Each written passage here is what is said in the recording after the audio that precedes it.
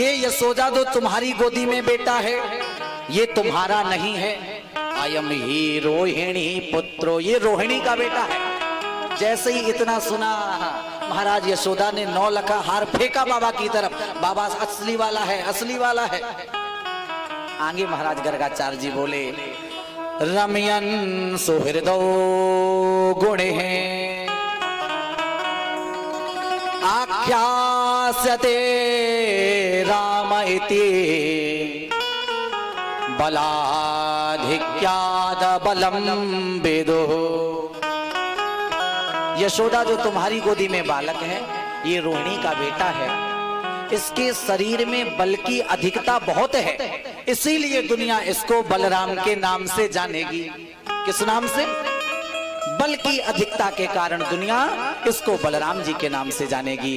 बोलिए बलराम जी महाराज की जय। रोहिणी जी के गोदी में जो बालक लेटा है उसको देखकर गर्गाचार्य जी बोले, देवी जो तुम्हारी गोदी में बालक ये तुम्हारा नहीं, ये तो यशोदा महारानी का है।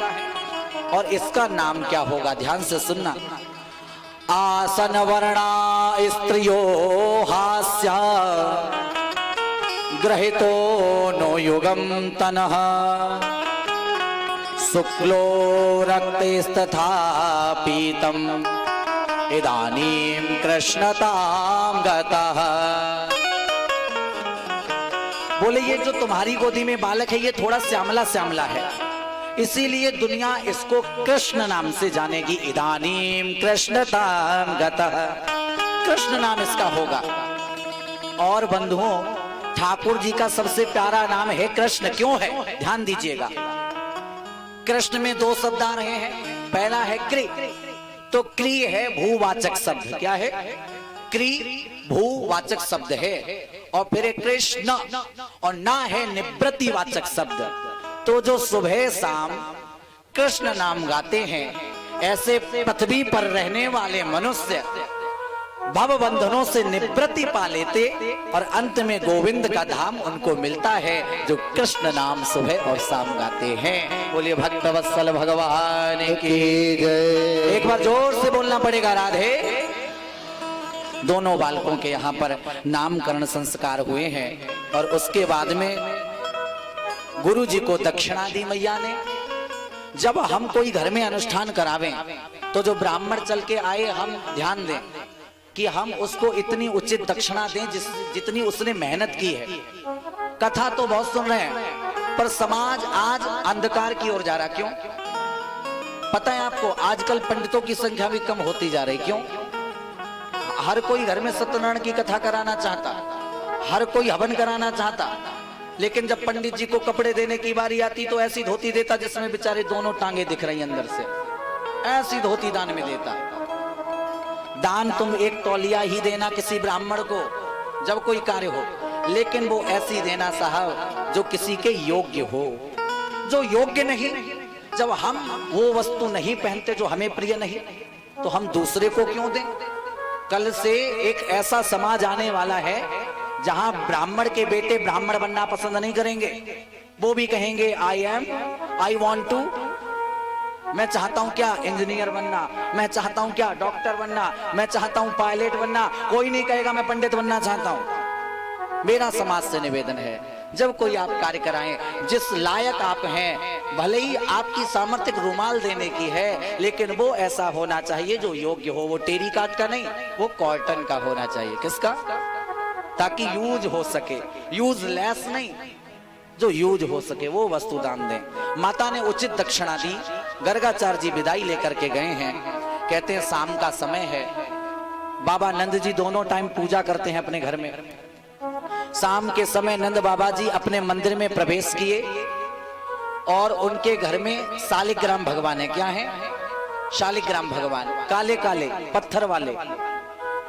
जितने भी यहाँ वैष्णव बैठे हैं वो एक बार हाथ उठाएं। जितने भी वैष्णव हैं, कौन कौन वैष्णव हैं? आपको यही नहीं पता वैष्णव कौन है? इस पंडाल के अंदर जितने भी बैठे वो सब वैष्णव हैं। हम आप सब वैष्णव हैं। भगवान का जो प्रिय भक्त है वही वैष्णव है। और वो वैष्णव नहीं जिसके घर शालिग्राम नहीं है। जिसके घर भगवान शालिग्राम नहीं विराजते वो वैष्णव वैष्णव नहीं है। बाबा नंद जी के शालिग्राम है और बाबा उनकी नित्य प्रति पूजा करते हैं। आज बाबा ने यमुना में स्नान किया और अपने शालिग्राम को नहला रहे हैं। पीछे से छोटे छोटे ठाकुर जी दौड़े दौड़े आए और बाबा के पीछे आके चुपचाप बैठ गए। और जब चुपचाप बैठे ना तो महाराज बाबा ने पहले शालिग्राम को दूध से नभायो, फिर दही से नभायो, फिर घृत से नभायो, फिर शहद से नभायो और फिर चीनी से नभायो। छोटे से ठाकुर जी विचार कर रहे, ये काला काला रसगुल्ला तो बड़ा मीठा हो गया, इतने इतने द्रव्यों से नहा रहा है। बाबा ने शालिग्राम को नहला धुला करके महाराज सिंहासन पर विराजित किया, चंदन लगाया, फूल चढ़ाया और नेत्र बंद कर लिए। और छोटे से ठाकुर जी को पता नहीं क्या सूझा, धीरे धीरे आगे बढ़े, गुलाब जामुन हाथ में लिया और गपक और चुपचाप बैठ गए बगुला भगत बनके। जैसे ही बाबा के नेत्र खुले देखा शालिग्राम तो है ही नहीं, शालिग्राम जी है ही नहीं। और जब देखा शालिग्राम जी नहीं है तो महाराज चारों तरफ दौड़ने लगे, प्रभु दिख ही नहीं रहे कहीं। नजर गई लाला पे और लाला ऐसे बैठा और महाराज मुंह फुला के जब बैठा, बाबा ने कहा लाला तुझे क्या हो गया, क्या गैस भर गई? कन्हैया बोले बोले फिर बोलता क्यों नहीं ढारी के? बाबा बोले ये क्या होता कन्हैया जी फिर बोले बाबा बोले ज्यादा हूं करेगा तो भी खींच के लगाऊंगा एक। प्रभु कुछ बोल नहीं रहे। महाराज बाबा को लगा दाल में काला यही मालूम पड़ रहा है। ठाकुर जी को नीचे झुकाया, हपक के मुक्का मारा और जो ही मुक्का मारा सो काला काला रसगुल्ला एकदम बाहर आ गया। एक बार जोर से बोलो राधे। और जब काला काला गुलाब जामुन बाहर आया, बोले जी यशोदा देख तेरा लाला कितना उत्पाती है गयो, अभी छोटा सा है टिन्नी भर का, तब इतनी इतनी शैतानी करता है, कल पता नहीं क्या करेगा। लाला पे लगाम लगा। मैया कहती देखो मेरे लाला को डांटो मत, अभी छोटा है, बड़ा हो जाएगा तो संभल जाएगा, अभी छोटा है। महाराज याद रखिए, आप लोग वैष्णव हैं, आप ये प्रयास करें कि हमारे घर में यदि हम वैष्णव हैं तो शालिग्राम भगवान को अपने घर में अवश्य रखें। और देखिए शालिग्राम की जो पूजा करते हैं ये वेद कह रहे हैं, जिनके घर में शालिग्राम की पूजा होती है तो पूजा की विधि क्या है सुन लीजिए।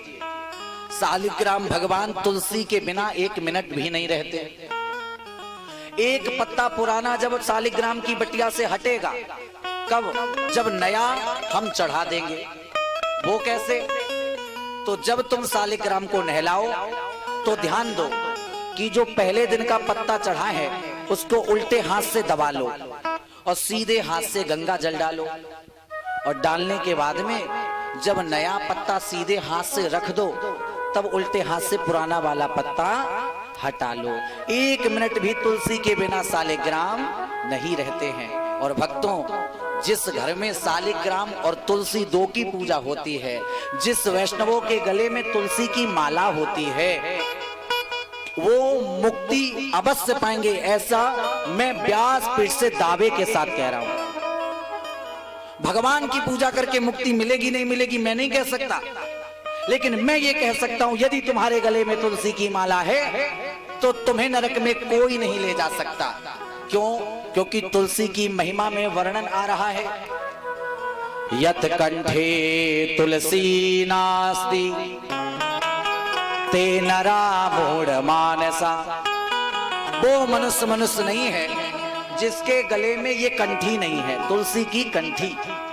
कंठी किसे कहते हैं? जो कंठ से है चिपकी वही है कंठी।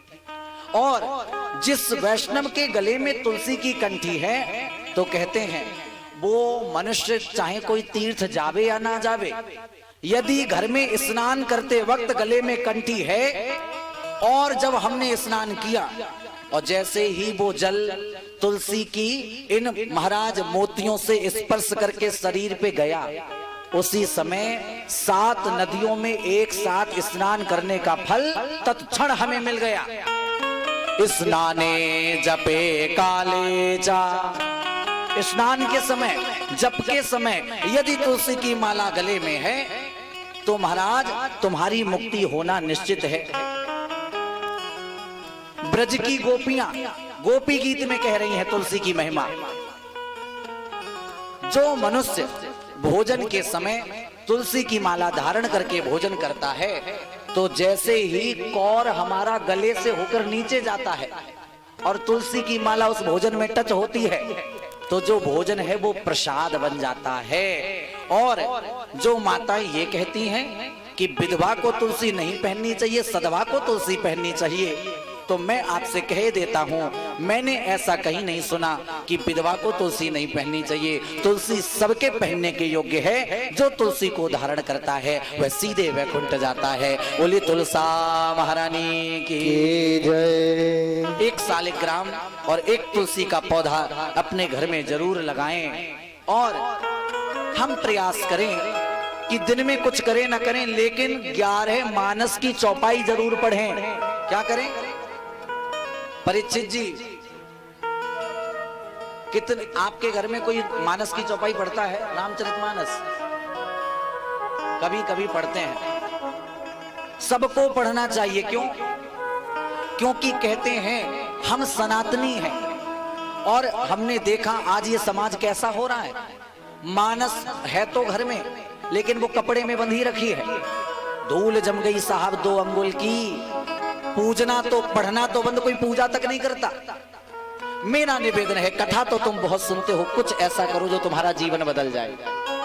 यहां से संकल्प लेके जाना, आज के बाद हम भले ही हिंदी पढ़ना ना जाने, चौपाई नहीं पढ़ सकते चलेगा, कम से कम हम उस मानस को चंदन तो लगा सकते हैं, उस मानस पर फूल तो चढ़ा सकते हैं।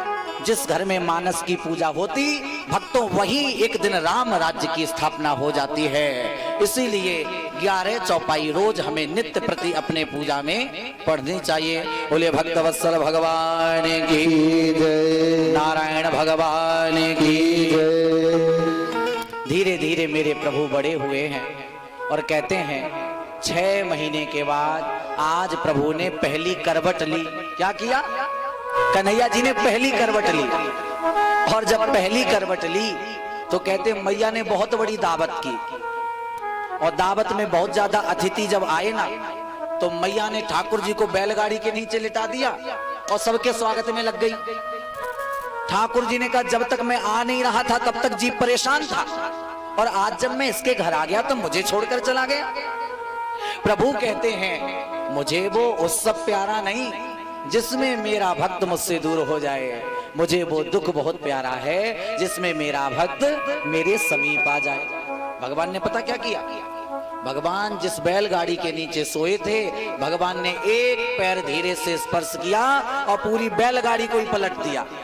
और जब पलटा तो यशोदा जी स्वागत वागत सब भूल गए, सीधे ठाकुर जी को आके गोदी में उठा लिया। प्रभु कहते हैं जब जीव के जीवन में भगवान आए तो भगवान के अलावा फिर और किसी से प्यार नहीं करना चाहिए। इसीलिए सुख से ज्यादा वो दुख प्यारा है जिसमें भक्त और भगवान निकट और पास आ जाते हैं। बोलिए भक्त वत्सल भगवान की जय। एक बार जोर से बोलिए राधे। आज मेरे भगवान 2.5 वर्ष के हो गए। कितने के हो गए? 2.5 वर्ष के।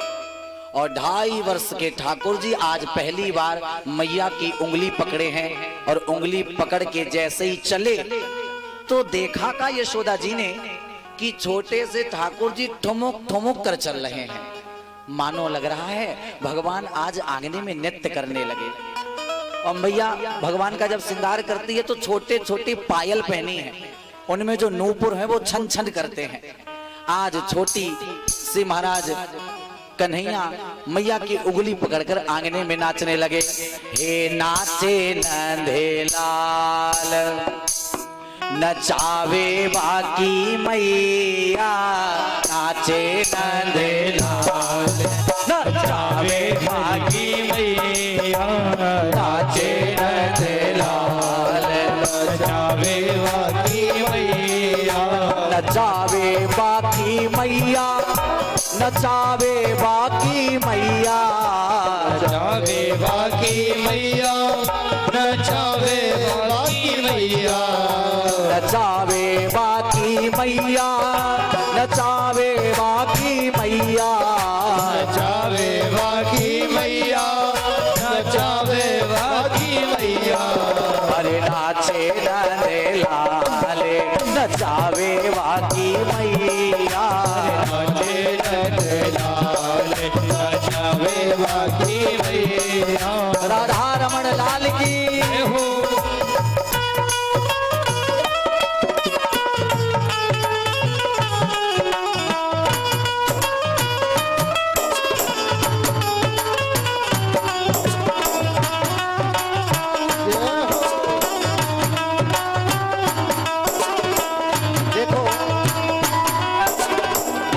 एक बात बताओ, जब बहुत तेज तेज से कोई म्यूजिक बजता है तब तो तुम खूब हुल्लड़ करते हो। असली नृत्य यहाँ किसी को करना आता है क्या? असली वाला नृत्य, असली नृत्य पता कौन सा होता है? जब कोई नेत्र बंद करके भगवान की याद में धीरे धीरे नृत्य करता है, वो असली नृत्य है। जिसको आता है एक बार भक्ति से खड़े होकर भाव से कहिए, हो नाचे नंदे लाल, नचावे बाकी मैया, नाचे नंदे लाल, नचावे बाकी मैया। हरि बोल।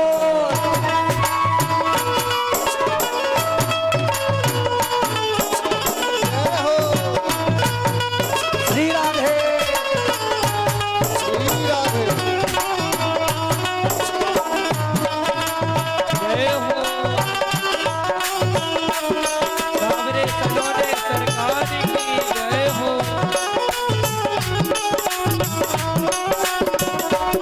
और कहा साले न ओढ़े दो साला न ओढ़े, साल न ओढ़े दो साल न ओढ़े, साले न ओढ़े दो साला न ओढ़े, साल न ओढ़े दो साल न ओढ़े। और ठाकुर जी को क्या पसंद है? अरे काली कवरिया हो बड़ो रे ओढ़ैया, काली कवरिया बड़ो रे ओढ़ैया, नाचे नंदे लाल, नचावे बाकी मैया, नाचे नंदे लाल, श्री राधे बाकी मैया।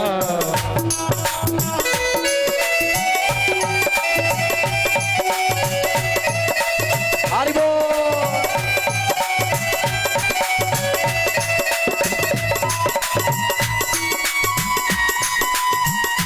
परीक्षित जी की छोटी बहू कहाँ बैठी हैं?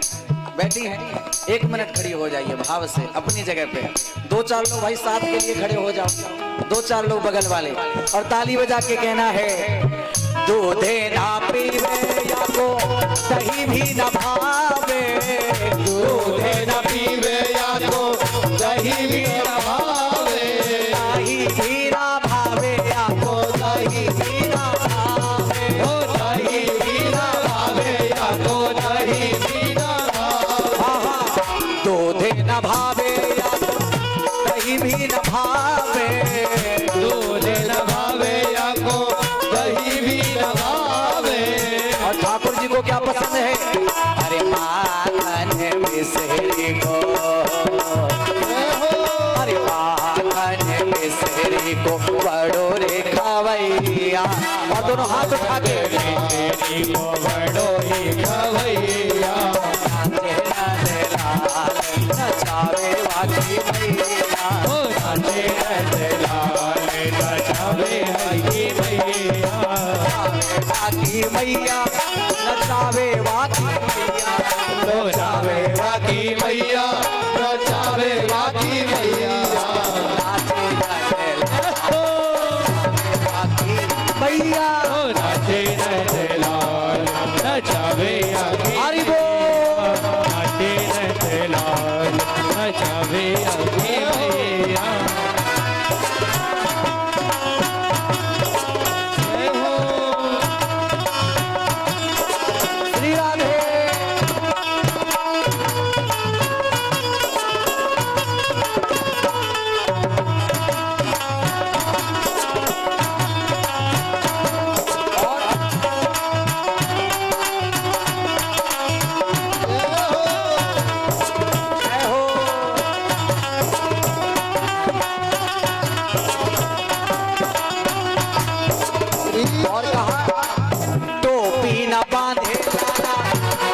भेंटा न बांधे, टोपी न बांधे लाला भेंटा न बांधे, टोपी न बांधे लाला भेंटा न बांधे, टोपी न बांधे लाला भेंटा न बांधे, टोपी न बांधे लाला भेंटा न बांधे, टोपी न बांधे लाला भेंटा न बांधे, टोपी न पहने लाला भेंटा न बांधे, टोपी न पहने लाला भेंटा न बांधे।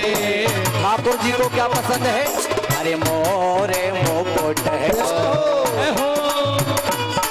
अरे मोरे मुकुट को बड़ो रे पहनैया, मोरे मुकुट को बड़ो रे पहनैया।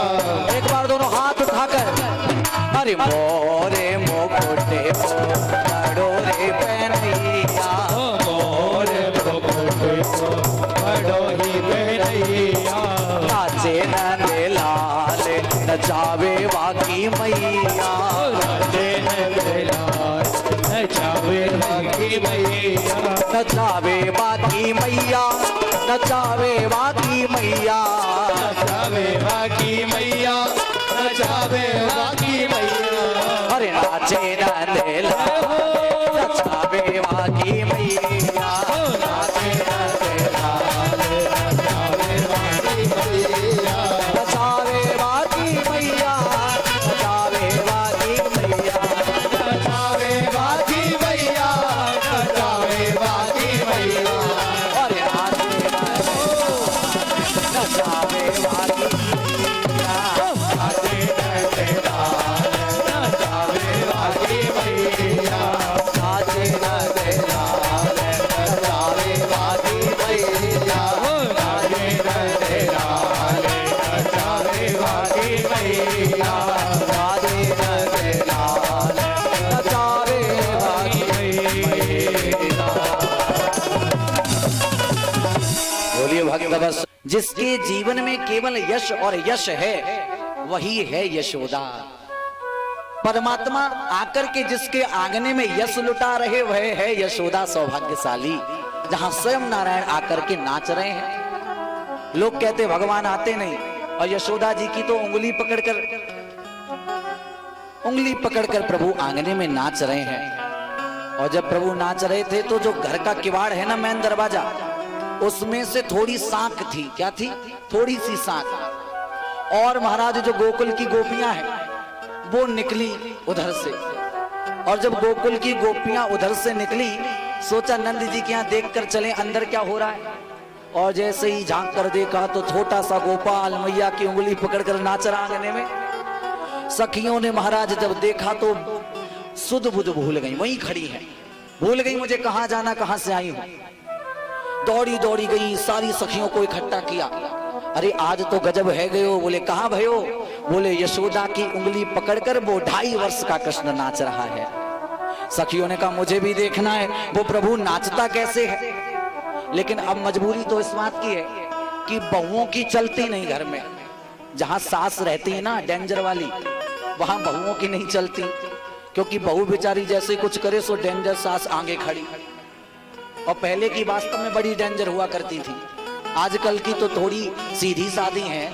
पहले वाली बड़ी डेंजर हुआ करती थी, पूरे दिन घर में काम भी करवावेंगी और उनकी मर्जी के खिलाफ कहीं जा भी नहीं सकते, उनकी मर्जी के खिलाफ कहीं नहीं जा सकते। अब गोपियों ने कहा प्रभु के दर्शन तो करने पर कैसे करें। तो सासू अम्मा पूजा करने गई, तब तक गोपियों ने अपने घर की पुरानी पुरानी मटकियों को खुद ही फोड़ लिया। और जब सासू अम्मा ने पूछा ये किसने किया, तो बोले वो है ना नंदरानी को छोरा, वो ही जब हम सो जावे तो रात में डुपक के आवे और सारी मटकियां फोड़ देवे, माखन खुद खावे और सब ग्वालन को भी खिलावे। मैया ने कहा तो फिर क्या करें। गोपियां बोली शिकायत लेके चलनी चाहिए। सासू अम्मा बोली देखो हम बूढ़ी बाड़ी हैं, हम जाएंगी तो यशोदा नाराज हो जाएगी, ऐसा करो तुम सब मिलकर के नई नई बहुएं चली जाओ शिकायत लेके। सारी नई नई बहुएं गोपियां तो चाहती थी कि प्रभु का दर्शन करना है, शिकायत के बहाने आई। ओरी मैया यशोदा, ओरी मैया यशोदा आकर के दरवाजे पर पुकार लगाई है।